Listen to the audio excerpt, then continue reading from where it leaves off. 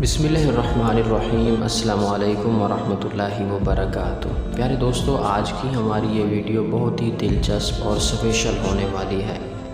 آج کی ہماری ویڈیو کا موضوع ہے ماں کی شان، ماں کی عظمت، ماں کی دعا کی برکت۔ پیارے ناظرین، ایک دفعہ حضرت موسیٰ علیہ السلام نے اللہ تبارک و تعالیٰ سے پوچھا کہ یا باری تعالیٰ، جنت میں میرا ساتھی کون ہوگا؟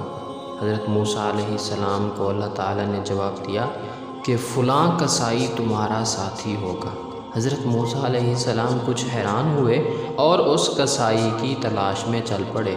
وہاں جا کر دیکھا تو ایک کسائی اپنی دکان میں گوشت بیچنے میں مصروف تھا۔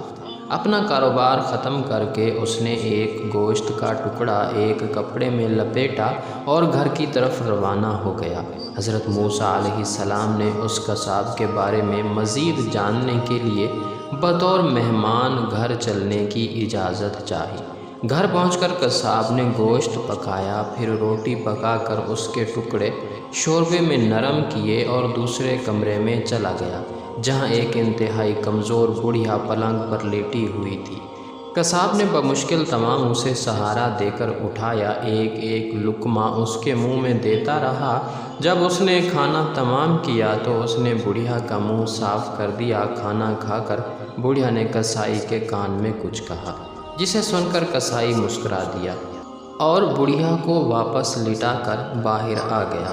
حضرت موسیٰ علیہ السلام جو یہ سب دیکھ رہے تھے، آپ نے کسائی سے پوچھا، یہ عورت کون ہے اور اس نے آپ کے کان میں کیا کہا جس پر آپ نے مسکرا دیا؟ کسائی بولا، اے اجنبی، یہ عورت میری ماں ہے۔ گھر پر آنے کے بعد میں سب سے پہلے ان کے کام کرتا ہوں تو خوش ہو کر روز مجھے یہ دعا دیتی ہے کہ اللہ تعالیٰ تجھے جنت میں حضرت موسیٰ علیہ السلام کا ساتھی بنا دے، اور میں مسکرا دیتا ہوں کہ میں کہاں اور موسیٰ کلیم اللہ کہاں۔